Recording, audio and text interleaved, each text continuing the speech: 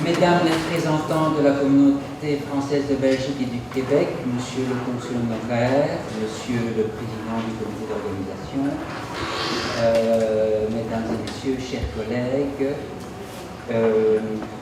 on m'a fait l'honneur de me donner la parole le dernier lors de l'inauguration. On me fait maintenant l'honneur de prendre la parole le premier pour conclure ce congrès. La tâche n'est pas beaucoup plus facile puisqu'on me donne très peu de temps pour le faire. Je vais essayer d'être donc très rapide.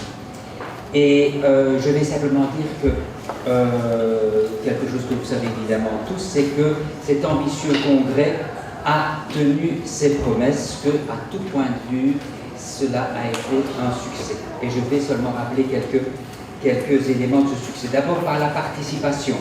On m'a annoncé que 400 personnes ont participé à ce congrès et à peine quelques personnes qui se sont désistées, mais c'est un nombre tout à fait limité. Donc déjà, rien qu'à ce niveau-là, réunir autant de personnes qui viennent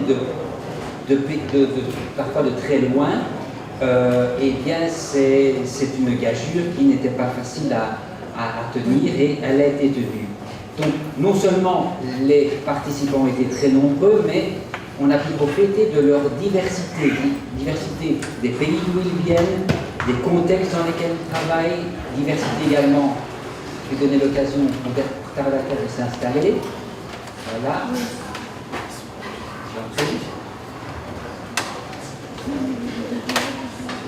Je vous en prie. Je parlais donc, vous en dites bien du succès du congrès. Et non seulement les participants étaient nombreux, mais ils étaient extrêmement variés. Et cela a été très intéressant pour avoir des échanges entre des personnes qui généralement n'ont pas toujours l'occasion de se rencontrer. Succès également par la qualité évidemment des interventions. On a pu au cours de ces journées faire un véritable état des lieux, des préoccupations, des initiatives, des projets en didactique du FLE. En Asie, bien sûr, mais un petit peu partout dans le monde, les mêmes questions, les mêmes défis se présentent, et c'était très intéressant de voir comment chacun, dans son domaine, dans son pays, y faisait face. Donc, et ça, c'est extrêmement réjouissant, c'est de voir le foisonnement d'initiatives et de ressources qui sont à la disposition que les professeurs de français nous mettent à la disposition de leurs élèves.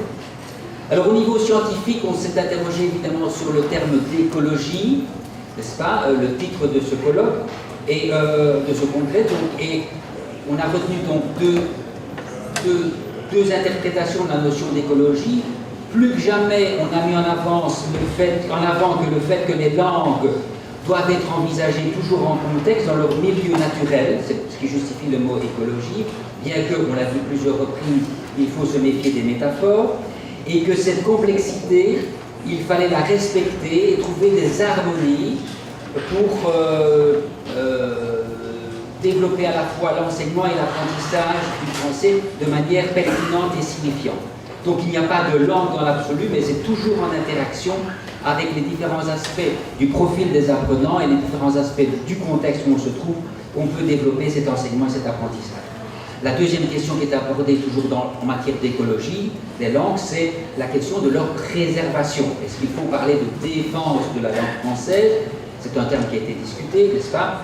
Et comment défendre la langue française et défendre en même temps la diversité. Donc, les avis allaient plutôt dans le fait nous étions au centre en quelque sorte de force centripète et de force centrifuge qui était chaque fois réenvisagé et que notre responsabilité à nous, c'est essayer de trouver donc un équilibre entre ces deux types de forces. C'est un petit peu un équilibre qu'on essaye de développer également dans le cadre de la francophonie, où on associe à la fois une certaine forme d'universalisme et une certaine forme de diversité, et que nous sommes les personnes dans notre classe à essayer d'articuler ces différentes composantes. Réussite aussi, faut-il le dire, au niveau associatif. On a eu l'occasion de le dire tout à l'heure lors d'une dernière réunion de la CAP, donc de la Commission Asie-Pacifique. Les 22 pays que compte cette commission ont été présents sur les lieux du colloque. Et ça, c'est assez extraordinaire de trouver une commission aussi unanime et aussi dynamique.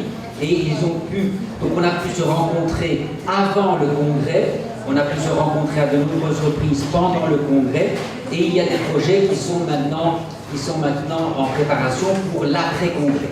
Donc c'est assez réjouissant, et moi-même j'ai dit plusieurs reprises que j'étais particulièrement heureux et fier aussi d'être président d'une fédération qui est aussi bien représentée dans cette région du monde. On aura l'occasion de reparler, donc il y a un programme d'activités qui sont prévus pour les mois à venir et les années à venir, et notamment la publication d'un ouvrage qui sera en quelque sorte le récapitulatif, non pas les actes du congrès, mais un récapitulatif de toutes les activités des associations de la commission Asie-Pacifique. Et je lui rends hommage tout à l'heure pour d'autres choses aussi, mais il faut rendre hommage à notre hôte, Jean Nishiyama, qui a pu réunir toutes ces représentations.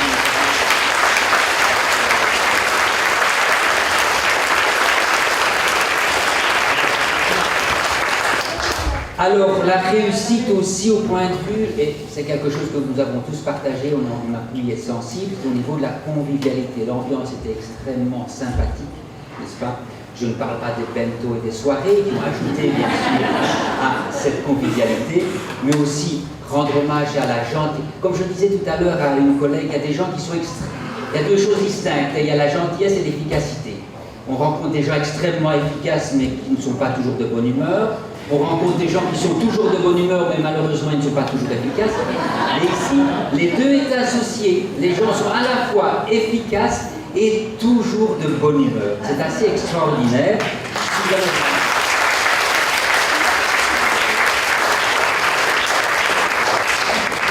On doit aussi exprimer toute notre gratitude à la disponibilité j'espère qu'il y en aura ça, des exposants qui nous ont accueillis pendant toute cette semaine, avec des sourires, certains avec des bonbons, d'autres encore avec des crêpes, en tout cas avec de la documentation extrêmement intéressante, et aussi ils méritent vos applaudissements.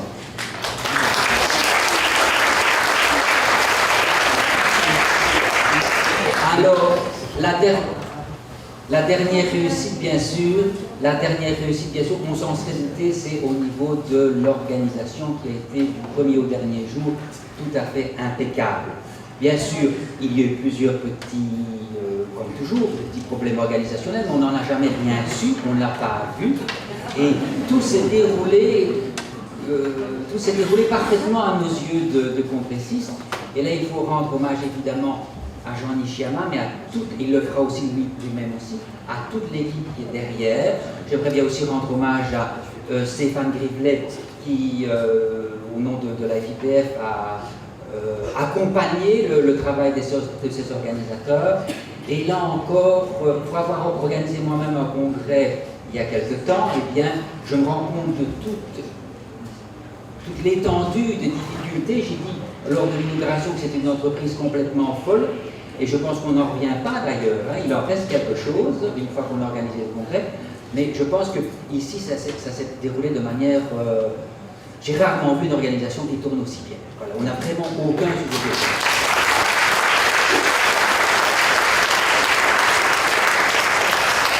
Je crois que je suis arrivé au terme des 5 minutes qu'on m'a donné. Pour une fois, j'étais respecté, enfin je crois. Moi, j'aimerais terminer en disant tout le plaisir que j'ai eu de vous rencontrer au cours de ces tournées-ci. Je connaissais beaucoup de personnes que j'ai eu beaucoup de plaisir à revoir. Je connaissais des noms et j'étais content maintenant. Je suis content maintenant de pouvoir les associer à des visages.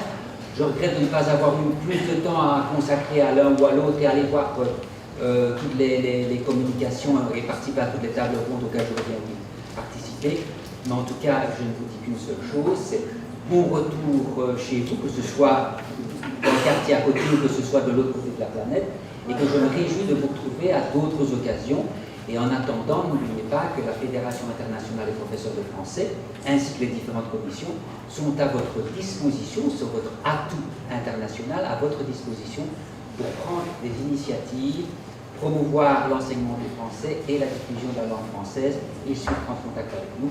Et je remercie aussi tous les partenaires qu'on avait rencontrés au cours de ces journées. Je les ai remerciés à l'inauguration. Je les remercie aussi en clôture, sans lesquels la FIBF ne pourrait pas travailler comme elle voudrait le faire. Et je ne vais pas citer de nom pour ne pas en oublier. Ils se reconnaîtront. Donc voilà. Je cède la parole au suivant et bonne continuation et au plaisir de vous voir bientôt.